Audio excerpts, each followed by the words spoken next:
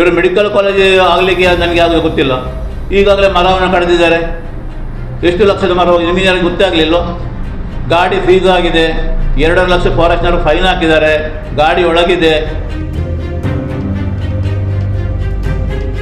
ಇಲ್ಲಿ ವಿವೇಕಮಲ ಸೊರಕೆ ಇದ್ದರು, ಶಕುಂತಲಾ ಶೆಟ್ಟಿ ಇದ್ದರು, ಮಲ್ಲಿಕ ಪ್ರಸಾದ್ ಇದ್ದರು, ಸಂಜೀವಣ್ಣ ಇದ್ದರು, ಶಂಕರಾಳವರು ಇದ್ದರು, ಬೇರೆ ಬೇರೆ ಜನ ಇದ್ದರು. ಆದರೆ ಇಂಥ MLA ಪ್ರಮಾಣ ಸಾಕ್ಷಿಯಾಗಿ ಕೂಡ ಈ ಮೊದಲು ಬರಲಿಲ್ಲ, ಇನ್ನು ಬರುವುದು ಬೇಡ.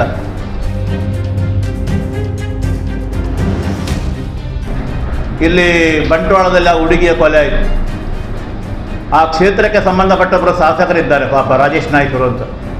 ಅವರು ಅದರ ಬಗ್ಗೆ ಸ್ಟೇಟ್ಮೆಂಟ್ ಕೊಡಬೇಕು, ಅವರು ಅದರ ಬಗ್ಗೆ ಮಾತಾಡಬೇಕೆ ಹೊರತು ಇನ್ನೊಬ್ಬ ಕ್ಷೇತ್ರದಲ್ಲಿ ಹೋಗಿ ಮಾತಾಡುವಂಥದ್ದು. ಅಂಗಡಿ ಬಂದಂತ ಹೇಳುವವರು ನಮ್ಮ ಅಂಗಡಿಗೆ ಬರಲಿ, ನಿಮಗೆ ಗೊತ್ತಿರ್ಬೋದು, ಎಲ್ಲ ಅಲ್ಲಲ್ಲಿ ಪ್ರಚಾರಗಳಿದೆಯಲ್ಲ. ಯಾರು ಎಷ್ಟು BJP ಹೋಗ್ಬೇರಿಗೆ DJP ತಪ್ಪನ್ನು ತಪ್ಪು ಅಂತ ಹೇಳಬಾರ್ದು, ಅಥವಾ ಅದನ್ನು ಪ್ರತಿಭಟಿಸಬಾರ್ದು, ಅದನ್ನು ಕೇಳಬಾರ್ದು. ಕೇಳಲಿಕ್ಕೆ ನೀವು ಯಾರು ಅಂತ ಕೇಳುವಂಥದ್ದನ್ನು ಮಾಡ್ತಾ ಇದ್ದಾರೆ. ನಮ್ಮ ಮತ್ತು ಅರುಣ್ ಪುತ್ತಿಲ್ ಅವರ ಸಣ್ಣ ಭಿನ್ನಾಭಿಪ್ರಾಯದ ಫಲವಾಗಿ ಅವರ ಅರುಣ್ ಕುಮಾರ ಪುತ್ತಿಲ ಪರಿವಾರದ ಆ ಭಿಕ್ಷೆಯಿಂದಾಗಿ ಅಥವಾ ಲಕ್ಕಿ ಡಿಪ್ಪಿನಿಂದ ಬಂದಂಥ ಬಹುಮಾನದಾಗೆ ಇವತ್ತು ಪುತ್ತೂರಿನ ಶಾಸಕರು ಆಯ್ಕೆಯಾಗಿದ್ದಾರೆ ಹೊರತು ಜನರ ಓಟಿಂದಲ್ಲ. ಕಳೆದ 2-2.5 ವರ್ಷಗಳಿಂದ ಯಾವುದೇ ಟೀಕೆ ಟಿಪ್ಪಣಿಗಳು ಕಾಂಗ್ರೆಸ್ ಕಡೆಗೆ ಬಂದಾಗ ಭಾರತೀಯ ಜನತಾ ಪಾರ್ಟಿ ಯಾವುದೇ ಉತ್ತರವನ್ನು ಕೊಡ್ತಾ ಇರಲಿಲ್ಲ. ಹಲವಾರು ಜನ ನಮ್ಮ ಕಾರ್ಯಕರ್ತರು ಮತ್ತು ಸಾರ್ವಜನಿಕರು ಕೇಳ್ತಾ ಇದ್ದರು, ನಿಖಿಲ್ ವೈಕಲ ಮಣಿಪಂಜ ಕೊಳ್ಳುವುದರ ದಾಯಿಗೆ ಅಂತ. ಕಾರಣ ಇಷ್ಟೇ, ಯಾರ್ದೋ ಪತ್ರಿಕಾಗೋಷ್ಠಿಗೆ ಉತ್ತರ ಕೊಟ್ಟುಕೊಂಡು ಅಥವಾ ಉತ್ತರ ಕೊಡದೆ ಇರುವಂಥ ಜಾಯಮಾನ ನಮ್ಮದಲ್ಲ. ಆದರೆ ಏನು ಈ ಸುಳ್ಳು ಸುದ್ದಿಗಳನ್ನು ಹರಡ್ತಾರೆ, ಅವರ ಆ ಪಾಪದ ಕೊಡ ತುಂಬಲಿ ಎಂಬಂಥ ಉದ್ದೇಶದಿಂದ ನಾವು ಯಾವುದೇ ಕಾರಣಕ್ಕೆ ಮಾತಾಡಲಿಕ್ಕೆ ಹೋಗ್ತಾ ಇರಲಿಲ್ಲ. ಇವತ್ತು ಆ ಕೊಡ ತುಂಬಿದೆ, ಆ ಕಾರಣಕ್ಕೋಸ್ಕರ ಇವತ್ತು ಪತ್ರಿಕಾಗೋಷ್ಠಿಯನ್ನು ಮಾಡ್ತಾ ಇದ್ದೇವೆ. ಅದರ ಮೊದಲಾಗಿ ನಾವು ಗೌರವಾನ್ವಿತ ಪುತ್ತೂರಿನ ಶಾಸಕರಾದಂಥ ಅಶೋಕ್ ಕುಮಾರ್ ಇವರಿಗೆ ಅಭಿನಂದನೆಗಳನ್ನು ಸಲ್ಲಿಸ್ತೇವೆ. ಯಾಕೆಂತ ಕೇಳಿದರೆ, ಅವರು ಒಂದು ಸ್ಟೇಟ್ಮೆಂಟನ್ನು ಕೊಟ್ಟರು. ಹಾರಾಡಿಯಲ್ಲಿ 9 ಇಂಚಿನ ಕಾಂಕ್ರೀಟನ್ನು ಮಾಡಿದೆ, ಮುಂದಕ್ಕೆ 50 ವರ್ಷಗಳು ಯಾವುದೇ ತೊಂದರೆ ಇಲ್ಲ ಅಂತ. ಭಾಳ ಸಂತೋಷ. ಅದಕ್ಕೋಸ್ಕರ ನಮ್ಮ ಶಾಸಕರಿಗೆ ನಮ್ಮ ವತಿಯಿಂದ ಹೃತ್ಪೂರ್ವಕವಾದಂಥ ಅಭಿನಂದನೆಗಳನ್ನು ಸಲ್ಲಿಸಲಿಕ್ಕೆ ಸಂತೋಷ ಪಡ್ತಾ ಇದ್ದೇವೆ. ಹಾಗೆಯೇ ಅವ್ರನ್ನ ಎಷ್ಟು ಕೇಳಿದಂಥ ಪ್ರಶ್ನೆ, ಅವೈಜ್ಞಾನಿಕ ಅಂದರೆ ಏನು ಅಂತ ಬಹಳ ಹಾಸ್ಯಾಸ್ಪದ ಆಗಿದೆ. ಯಾಕೆಂತ ಕೇಳಿದರೆ, ನಮ್ಮ ಪ್ರಶ್ನೆ ಇರುವಂಥದ್ದು ಚರಂಡಿ ಆದ ನಂತರ ರಸ್ತೆ ಆಗೋದಾ, ರಸ್ತೆ ಆದ ನಂತರ ಚರಂಡಿ ಆಗೋದಾ, ಇದು ಪ್ರಶ್ನೆ. ಅದಕ್ಕೆ ಶಾಸಕರು ದಯವಿಟ್ಟು ಉತ್ತರವನ್ನು ಕೊಡಬೇಕು. ಇಷ್ಟು ಮಾತ್ರ ಅಲ್ಲ, ಈಗಾಗಲೇ ಆ ಚರಂಡಿಯ ಅಡಿಯಲ್ಲಿ ಕುಡಿಯುವ ನೀರು, ಜಲಸಿಟಿ ಏರಿಯಾ ಪೈಪ್ ಇದೆ, ನೀರು ಲೀಕೇಜ್ ಆಗಿ ಹೋಗ್ತಾ ಇದೆ. ಸಾಧಾರಣ ಪತ್ರಕರ್ತರು ನೋಡಿರ್ಬೋದು, ಮೊನ್ನೆ ನಾವು ಅಲ್ಲಿ ವಿಸಿಟ್ ಮಾಡುವಾಗ ಸುಮಾರು 10-15 ಅಡಿಗಳ ಕೆಳಗಿಂದ ನೀರು ಲೀಕೇಜ್ ಆಗ್ತದೆ. ಅದರ ಮೇಲೆ ಈಗ ಕಾಂಕ್ರೀಟ್ ಹಾಕುವಂಥ ಕೆಲಸಗಳನ್ನು ಮಾಡ್ತಾ ಇದ್ದಾರೆ.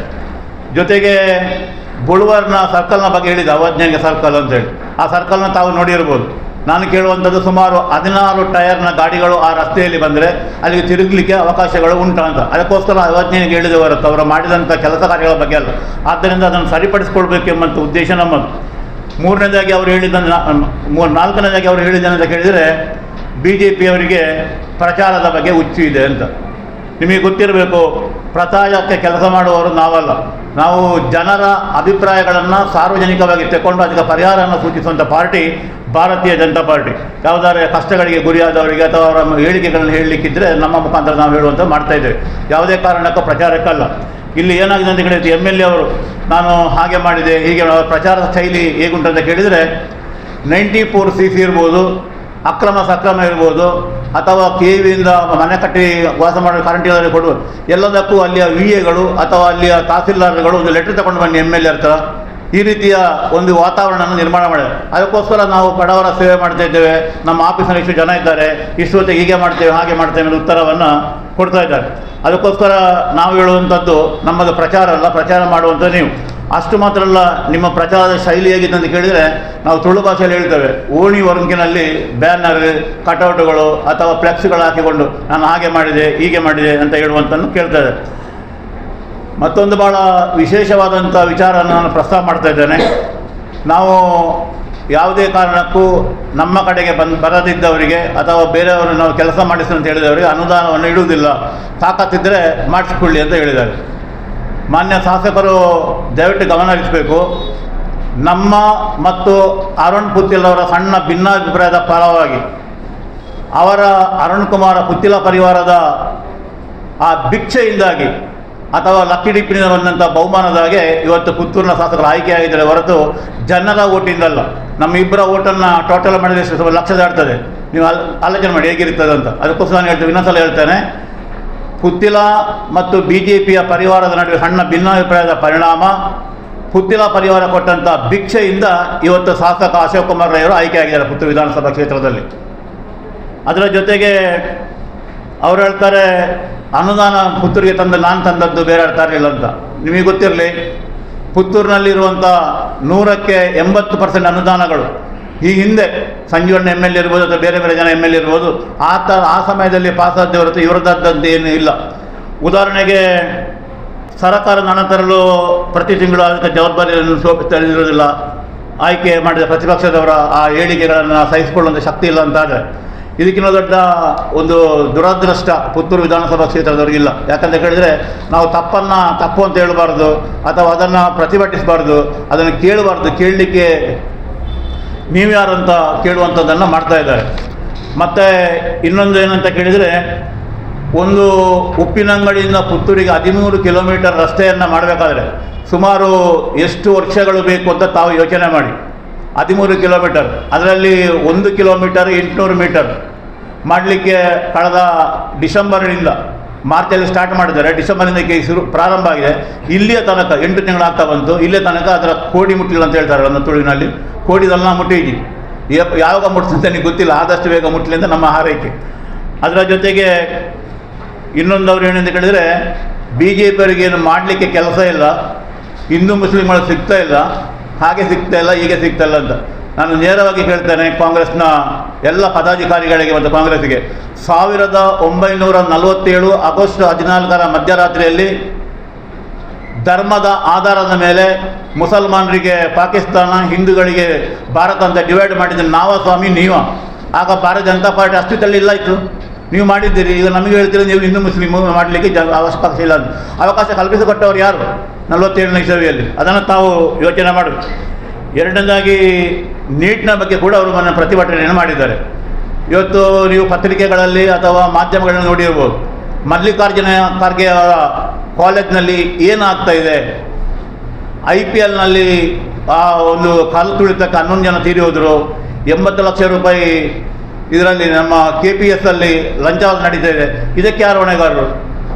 ಅದಕ್ಕೋಸ್ಕರ ತಾವು ಮಾತನಾಡುವಾಗ ಯೋಚನೆಯನ್ನು ಮಾಡಬೇಕಂತ ಕೇಳಿಕೊಳ್ತಿದ್ದೇವೆ.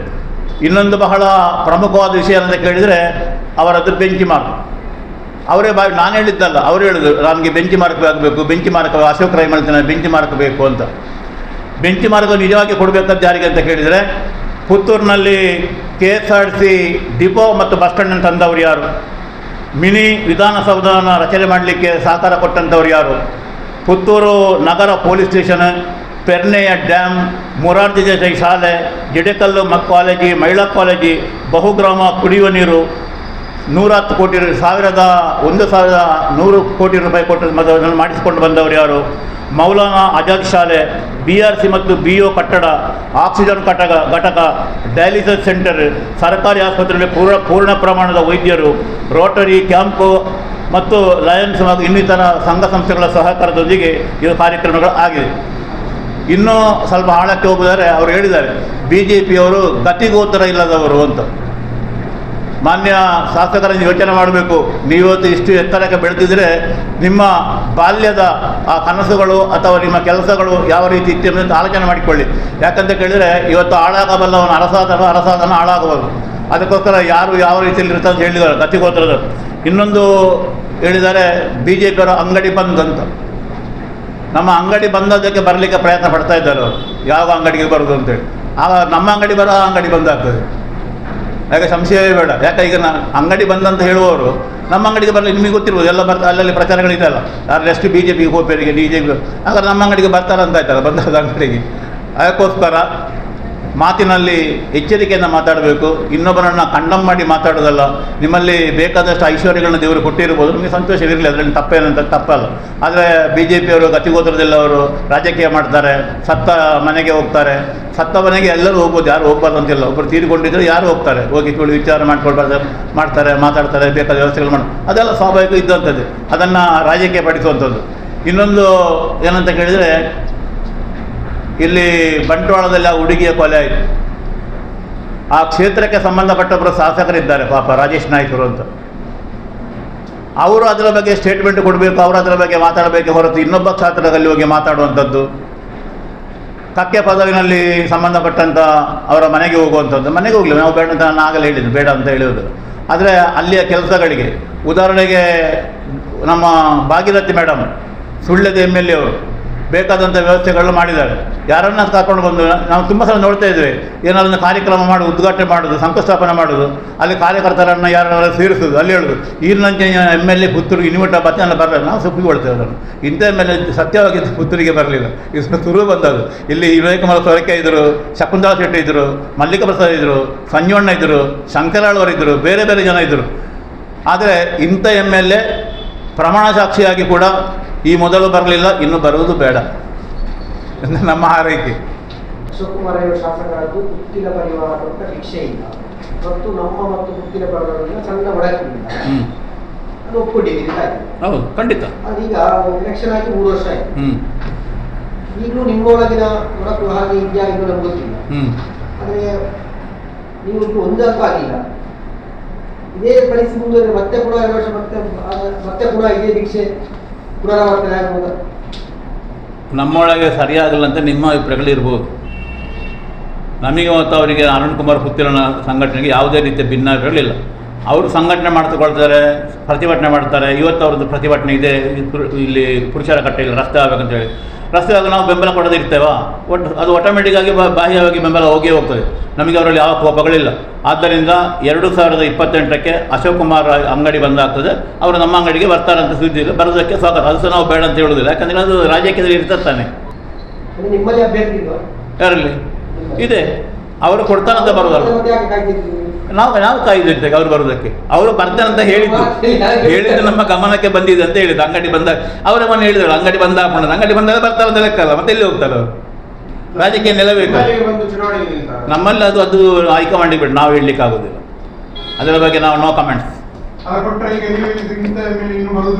ಹೌದು, ಇಂಥ MLA ಬರೋದು ಬೇಡ ಅಂತೇಳಿ ಸತ್ಯ ಅಲ್ಲ ಸ್ವಾಮಿ. ಹೈಕಮಾಂಡ್ ಕೊಟ್ಟರೆ ನಾವೇನು ಮಾಡಿದ್ದೇವೆ? ನಾವು ಪಕ್ಷದ ಶಿಸ್ತಿನ ಸಿಪಾಯಿಗಳು, ಪಕ್ಷ ಹೇಳಿದನ್ನು ಒಪ್ಪಿಕೊಳ್ಬೇಕು. ಅದರಲ್ಲಿ ಇಂಥವ್ರು ಬರಲಿ ಅವರು ಬರಲಿ ನಾವು ಹೇಳುವಾಗಿಲ್ಲ. ಅವ್ರು ಹೇಳ್ತಾ ಈಗ ಆಗ್ತದೆ, ಅದನ್ನು ಒಪ್ಪಿಕೊಳ್ತೇವೆ ನಾವು. ನಮ್ಮ ವಿಶೇಷ ಇದು ನಮ್ಮ ಕಾರ್ಯಕರ್ತದ ಅದೇ. ಬಾಕಿ ಪಾರ್ಟಿಯವರಾಗಲ್ಲ. ಬಾಕಿ ಪಾರ್ಟಿಯವರು ಯಾವುದೋ ಬೈಪಾಸಲ್ಲಿ ಕೂತ್ಕೊಂಡು ಹೋಟೆಲಲ್ಲಿ ಪಂಚಾಯತಿಗೆ ಮಾಡಿ DKಶಿಗೆ ಬೈದು ಅವ್ರು ನಿಲ್ಲಬಾರ್ದಂತ ಪ್ರತಿಭಟನೆ ಮಾಡಿ ಎಲ್ಲ ಮಾಡ್ತಾರೆ. ನಾವು ಹಾಗೆ ಅಲ್ಲ. ಅವರ ವಲಯದಲ್ಲಿ ದೊಡ್ಡ ಪ್ರಚಾರ ಆಗ್ತಾ ಉಂಟು. ಮುಂದಿನ ಪಂಚಾಯತ್ ಎಲೆಕ್ಷನ್ಗೆ ನಾವು ಬೇರೆ ಶ್ರದ್ಧೆ ಮಾಡೋದು ಮಾಡಲಿ ಅಂತ ಹೇಳಿ ಅಧಿಕಾರ ಇದೆಲ್ಲ ಮಾಡಲಿಕ್ಕೆ. ಯಾರಿಗೆ ಮಾಡ್ಬೋದಲ್ಲ? ನೀವು ನಾಳೆ ಕ್ಯಾಂಡಿಡೇಟ್ ನಿಲ್ಬೋದು. ನಾವು ಅದು ಭಿನ್ನಾಭಿಪ್ರಾಯ ಹೇಗೆ ಹೇಳ್ತೀರಿ ನೀವು? ನಿಮ್ಮದೇ ಬಳಗದವರು ಯಾವುದು ಹೇಳಿ? ಈಗ ನಿಮ್ಮದೇ ಬಳಗದವರಲ್ವಾ? ನಮ್ಮದೇ. ನಮಗೆ ಅವ್ರಿಗೆ ಭಿನ್ನಾಭಿಪ್ರಾಯ, ಸಣ್ಣ ಭಿನ್ನಾಭಿಪ್ರಾಯದಿಂದ ಕಾಂಗ್ರೆಸ್ ಬಂದದ್ದು ಅಂತ ನಾನು ಹೇಳಿದ್ದು. ಈ ಭಿನ್ನಾಭಿಪ್ರಾಯ ಮತ್ತು ಈ ಭಿಕ್ಷೆ ಇದೇ ತರ ಉಳಿದ್ರೆ ಮತ್ತೆ 2 ವರ್ಷದ ಬಳಿಕ ಮತ್ತೆ ಪುನರಾವರ್ತನೆ ಆಗ್ತದೆ ಈ ಭಿಕ್ಷೆ ಅಂತ. ಅದು ಆಗೋದಕ್ಕೆ ನಮ್ದೇನು ಮಾಡ್ಲಿಕ್ಕೆ ಆಗೋದಿಲ್ಲ ಅಂತ ಅವರ ಅದೃಷ್ಟ. ಅದು ಏನು ಮಾಡಲಿ ಆಗ್ತದೆ. ಈಗ ನಿಮ್ಮನ್ನು ಮತ್ತು ಪುತ್ತಿನ ಇಬ್ಬರನ್ನು ಅಶೋಕ್ ರೈ ಅವರು ಟೀಕಿಸಿದ್ದಾರೆ.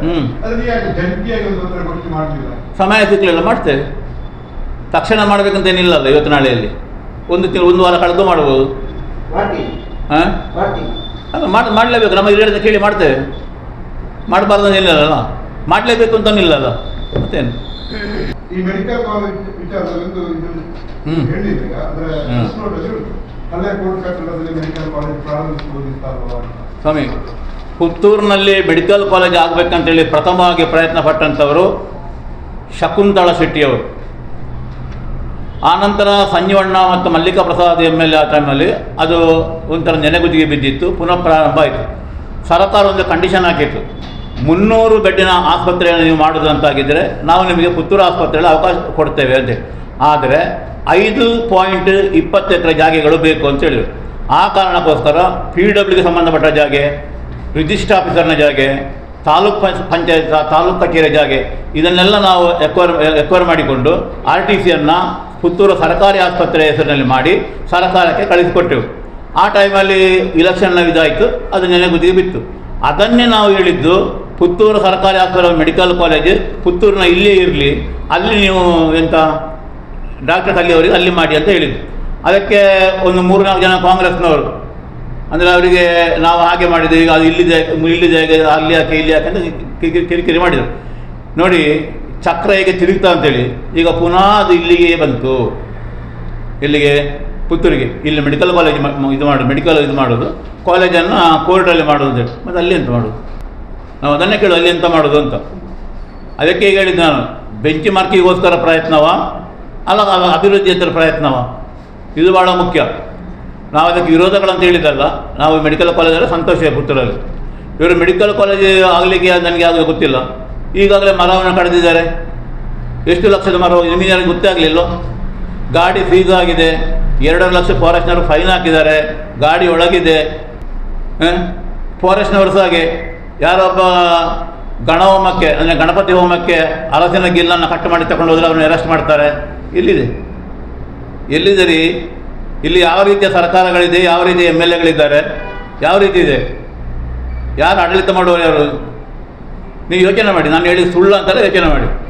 ಒಂದು ಸಣ್ಣ ಗಣಹೋಮವನ್ನು ಒಬ್ಬ ಬಡವ ಮನೆಯಲ್ಲಿ ಮಾಡಬೇಕಂತಾಗಿದ್ರೆ ಒಂದು ಹಲಸಿನ ಗೆಲ್ಲನ್ನು ಯಾವುದಾದ್ರು ಹಲಸಿನ ಮರದಿಂದ ಕಟ್ ಮಾಡಿ ತಂದರೆ ಫಾರೆಸ್ಟ್ನವರು ಅವರನ್ನು ಹಿಡಿದು ಅವನ ಫೋಟೋ ಹಾಕಿ ಅವರನ್ನು ಕೋರ್ಟಿಗೆ ತಗೊಂಡೋಗೋ ಶೈಲಿ ಇದೆ.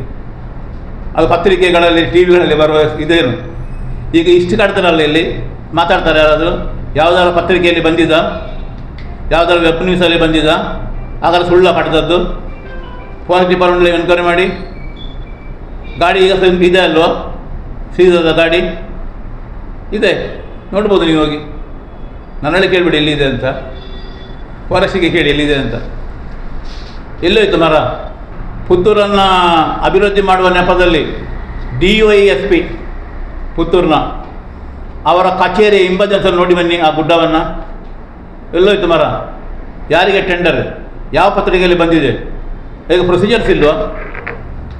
ಮರ ಹೋಯ್ತಲ್ಲ. ಹಾಗಾದರೆ ಮುಂಡೂರಲ್ಲಿ ಟ್ರ್ಯಾಕಿನ ನೆಪದಲ್ಲಿ ಮರ ಕಡಿದ್ರು, ಟೆಂಡರ್ ಆಗಿದ್ದ? ಯಾರು ತಗೊಂಡ್ರು? ಎಲ್ಲಿ ಹೋಯ್ತು? ಏನು ಸಂಗತಿ? ಈಗ ಮೊನ್ನೆ ನೀವು ರೋಡ್ ಪರಿಶೀಲನೆಗೆಲ್ಲ ಹೋದ್ರಲ್ವಾ? ಈಗ ಅಲ್ಲಿಗೆಲ್ಲ ಹೋಗಿ ನಿಮಗೆ ಪರಿಶೀಲನೆ ಮಾಡ್ಬೋದಲ್ವಾ? ಎಲ್ಲಿಗೆ ಅಲ್ಲಿ ಈಗ ಹೋಗೋರು? ಒಮ್ಮೆಲೆ ಹೋಗ್ಲಿ, 50 ಹೋಗ್ತೇವೆ, ಹೋಗೋದಿರುವುದಿಲ್ಲ ಅಂತ. ನಾನು ಸಿಂಗಲ್ ಆಗಿ ಹೋಗಿದ್ದೇನೆ, ಬಾಕಿಯವರೆಲ್ಲ ಹೋಗ್ಬೇಕಷ್ಟೇ. ನನ್ನ ವೈಯಕ್ತಿಕ ನೆಲೆಯಲ್ಲಿ ಹೋಗಿದ್ದೇನೆ. ನೋಡಿ, ಇಲ್ಲ ನಾನು ಮಾತಾಡೋದಿಲ್ಲಲ್ಲ, ಹೇಗೆ ಮಾತಾಡೋದು? ಮಾತಾಡಲಿ ಅವಕಾಶ ಸಿಗುವುದಿಲ್ಲ, ಮಾತಾಡೋದು ಸರಿಯಾಗೋದಿಲ್ಲ. ನೋಡಿಕೊಂಡು ಬಂದಿದ್ದೇನೆ. ನೀವೊಂದು ಟೈಮ್ ಇದ್ರೆ ನೋಡಿ ಹೌದಾ ಅಲ್ವ ಅಂತ. ಮತ್ತು ನನಗೆ ಕೇಳಿ, ನೀವು ಸುಳ್ಳು ಅಪವಾದ ಮಾಡಿದ್ದಲ್ವ ಅಂತ. ಹಾಂ, ಮತ್ತು ಮರ ಕಡಿಯೋಗಿ ಕ್ರಮ ಇಲ್ವೋ? ಪ್ರೊಸೀಜರ್ಸ್ ಇಲ್ವೋ? ಟೆಂಡರ್ ಕರಿಬೇಡುವ? ಯಾರು ಅಂತ ಬೇಡುವ? ಆ ಮರ ಇಲ್ಲಿ ಹೋಯ್ತು ಅಂತ ಬೇಡುವ? ಎಷ್ಟು ಮರ ಅಂತ ಲೆಕ್ಕಾಚಾರ ಇಲ್ವೋ? ಅದರಲ್ಲಿ ಸಾಗುವಾನಿ ಮರ ಎಷ್ಟು, ಮಾವಿನ ಮರ ಎಷ್ಟು, ಬಾಕಿ ಮರಗಳು ಎಷ್ಟು ಅಂತೇಳಿ ಒಟ್ಟು ಕಡಿಯೋದು ಹೋಗಿ. ಯಾವುದಕ್ಕಿಲ್ಲ ಅಂತ ಹೇಳಿದ್ದು ನಾನು, ಯಾವುದಕ್ಕಿಲ್ಲ. ನಾನು ಮಾಡಿದ್ದೇ ಕಾರ್ಬಾರು, ನಾನು ಹೇಳಿದ್ದೇ ಮಾತು, ನಡೆದದ್ದು ಆನೆ ಹಾಗೆ, ನಡೆದದ್ದೇ ದಾರಿ, ಚರ್ಚೆಗಳೇ ಇಲ್ಲ ಅಂದರೆ. ಮತ್ತೆ ನಾನು ಅದೇ ನಿಮಗೆ ಪ್ರಾರಂಭದಲ್ಲಿ ಹೇಳಿದ್ದು, ಕಳೆದ 2 ವರ್ಷಗಳಲ್ಲಿ ನಾವು ಮಾತಾಡ್ತಾ ಇರಲಿಲ್ಲ. ನಿಮ್ಮ ಪಾಪದ ಕೊಡ ತುಂಬಿದ ನಂತರ ಮಾತಾಡ್ತೇವೆ ಅಂತ. ಈಗ ತುಂಬ್ತಾ ಬಂದಿದೆ, ಅದಕ್ಕೋಸ್ಕರ ಮಾತಾಡ್ತಾ ಇದ್ದೇವೆ. ಪ್ರತಿಪಕ್ಷಗಳ ಜವಾಬ್ದಾರಿ ಮಾತಾಡ್ತೇವೆ ಉಂಟಲ್ಲ? ಇಲ್ಲ ಫುಲ್ ಇಲ್ಲ ನಮಗೆ ಅಲ್ಲಲ್ಲ. ಈಗ ಉದಾಹರಣೆಗೆ ನಿಮಗೆ ಕೌರವರು ಪಾಂಡವರು 2 ಕಡೆಯವರು ಇದ್ದರು. ಕೆಲವರೆಲ್ಲ ಕೌರವರಲ್ಲಿ ಊಟ ಮಾಡ್ತಿದ್ರು, ಪಾಂಡವರ ಪಾರ್ಟಿಗಿದ್ದರು. ಕೆಲವರು ಪಾಂಡವರಲ್ಲಿದ್ದರು, ಕೌರವ. ಇದೆಲ್ಲ ಇತಿಹಾಸ, ಅದರಲ್ಲಿ ಏನು ಮಾಡಲಿಕ್ಕೆ ಆಗೋದಿಲ್ಲ. ಇಲ್ಲಿ ಸಹ ಹಾಗೆ ಕೆಲವು ಹಾಗೆ ಹೀಗೆ ಇರ್ತದೆ, ಮಾಡಬೇಕು. ಅದಕ್ಕೋಸ್ಕರ ಅದರಲ್ಲಿ ಮತ್ತೆ ಯಾರಿಗೆ ಇನ್ನೊಬ್ಬನಿಗೆ ತೊಂದರೆ ಆಗ್ತದೆ ಅಥವಾ ಇನ್ನೊಂದಲ್ಲ, ಅವಕಾಶ ಸಿಕ್ಕಿದಾಗ ಮಾಡ್ತೇವೆ, ಮಾಡೋದಿಲ್ಲ ಅಂತಲ್ಲ. ಸರ್, ನೀವು ಅದನ್ನು ಫಾರೆಸ್ಟ್ ಡಿಪಾರ್ಟ್ಮೆಂಟಿಗೆ ಕೇಳಬೇಕು. ನೀವು ಪಡೀಲಿಗೆ ಫಾರೆಸ್ಟ್ ಡಿಪಾರ್ಟ್ಮೆಂಟ್ನ ಅವರ ಗ್ರೌಂಡಿಗೆ ಹೋದರೆ ಗೊತ್ತಾಗ್ತದೆ ಎಲ್ಲಿ ಉಂಟು ಅಂತ. ಈಗಲೂ ಇದೆ. 2 ಲಕ್ಷ ರೂಪಾಯಿನ ಫೈನ್ ಕಟ್ಟಿರಬೇಕು. ನಂಗೆ ಗೊತ್ತಿಲ್ಲ ಸರಿ.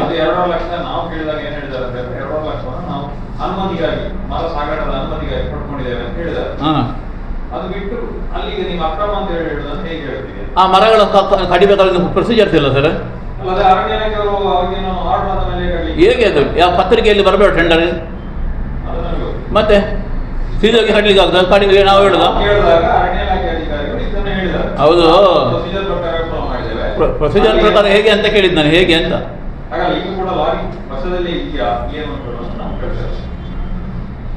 ಅದರ ಬಗ್ಗೆ ನಾವು ನೀವು ಅಲ್ಲಿ ನೋಡ್ಕೊಂಡು ಬರಬೇಕು, ಉಂಟಾ ಇಲ್ವ ಅಂತ. ನಾನು ಎಲ್ಲಿ ಉಂಟಂತ ಕೂಡ ಹೇಳಿದ್ದೇನೆ, ನೀವು ಲಾರಿ ಎಲ್ಲಿದೆ ಅಂತ. ಇನ್ನೊಂದು ಸರ್ ಅಕ್ರಮ ಸಕ್ರಮದಲ್ಲಿ ಭ್ರಷ್ಟಾಚಾರ ಆಗಿದೆ ಅಂತ ನೀವು ಹೇಳ್ತೀರಿ. ಹೌದು. ಇದು ಆರೋಪ. ಈಗ ಶಾಸಕರು ಎಲ್ಲ ಕಡೆ ಹೇಳ್ತಾ ಇದ್ದಾರೆ, ₹1 ತಗೊಳ್ಳೋದಿಲ್ಲ ಅಂತ. ಅಲ್ಲ, ಶಾಸಕರು ಹೇಳ್ತಾರೆ, ಶಾಸಕರ ತಗೊಳ್ಬೇಕಂತಿಲ್ಲ. ನಾನು ಕೇಳುವಂಥದ್ದು, ಅಕ್ರಮ ಸಕ್ರಮ ಫೈಲ್ ಇದ್ದವನು ಎಲ್ಲಿಗೆ ಹೋಗ್ಬೇಕು ಸರ್ ಮಾತಾಡಲಿಕ್ಕೆ? ತಹಸೀಲ್ದಾರಲ್ಲಿ ಹೋಗ್ಬೇಕು, ಹೌದು ತಾನೆ? ಇವ್ರು ಎಲ್ಲಿಗೆ ಹೋಗ್ಲಿಕ್ಕೆ ಹೇಳ್ತಾರೆ? ತಹಸೀಲ್ದಾರಲ್ಲಿ ಹೋದರೆ ಒಂದು ಯಾವುದೋ ಒಂದು ಚೀಟಿ ಕೊಟ್ಟು ಕೊಂಚ MLA ಸೈನ್ ಮಾಡಿದವಲ್ಲ ಅಂತ ಹೇಳ್ತಾರೆ. ನಿಮಗೆ ಗೊತ್ತಿರುವ, ನಾನು ಅದನ್ನು ಪುನಃ ಹೇಳಲಿಕ್ಕೆ ಹೋಗೋದಿಲ್ಲ. ಅದು ಅಕ್ರಮ ಸಕ್ರಮ ಅಂತಲ್ಲ, ಕೆಲವು ವಿಷಯಗಳುಂಟು, ಬೇರೆ ಬೇರೆ ವಿಚಾರಗಳಲ್ಲಿ ಅಲ್ಲಿ ಕೊಟ್ಟುಕೊಂಡು ಅವ್ರಿಗೆ ಚಿಕ್ಕಿ ಕೊಟ್ಟು ಕೂತ್ಕೊಳ್ಳಿ, ತಿನ್ನೆ ಏನು ಮಲ್ತು ಕೊಡ್ತಾರೆ ಎಂಥದ್ದು ಅಂತ ಕೇಳೋದು. ನಂದು ಯಾರ್ದು ಕೊಡೋದು, ಏನು ಕೊಡೋದು? ಈಗ ಅವರು ಆಗ ಹೇಳಿದಾಗೆ ನ್ಯಾಯ ಪೈಸೆ ಇಡುವುದಿಲ್ಲ ಅಂತ, ಎಲ್ಲಿಂದ ಮನೆ ತಂದು ಕೊಡೋದು? ಸರ್ಕಾರದ ದುಡ್ಡು ಸ್ವಾಮಿ, ನಾವು ಕಟ್ಟಿದ ಟ್ಯಾಕ್ಸ್, ಅದನ್ನು ತಿರುಗಿ ಇಲ್ಲಿಗೆ ಬರುವಂಥದ್ದು, ನಾವು ಬೇರೆಯವ್ರು ಕೊಡೋದಲ್ಲ. ಅದು ಭಿಕ್ಷೆಯೂ ಅಲ್ಲ, ನಮ್ಮ ಹಕ್ಕದು. ನಾನು ವಾಟ್ಸಪ್ಪಲ್ಲಿ ನೋಡಿದೆ, ಇದು ಇದು ಭಿಕ್ಷೆ ಅಲ್ಲ, ಇದು ನಮ್ಮ ದುಡ್ಡನ್ನು ಕೊಡೋದು, ನಮ್ಮ ದುಡ್ಡನ್ನು ತರಲಿಕ್ಕೆ ಒಬ್ಬ ವ್ಯಕ್ತಿ ಬೇಕು. ಅದಕ್ಕೆ ಜನ ಆಯ್ಕೆ ಮಾಡಲಿಕ್ಕೆ ಪ್ರಜಾಪ್ರಭುತ್ವ ವ್ಯವಸ್ಥೆಯಲ್ಲಿ ಮಾಡಿದ್ದಾರೆ. ಅದನ್ನು ಮಾಡೋದು ಧರ್ಮ ತಾನೆ. ಅದನ್ನು ಬಿಟ್ಟು ಏನಾದರೂ ಮಾತಾಡೋದಿದ್ರೆ. ಸುದ್ದಿ ಚಾನಲ್, ಕ್ಷಣ ಕ್ಷಣದ ಸುದ್ದಿಗಾಗಿ. That's my gadget. Let's go have some fun then.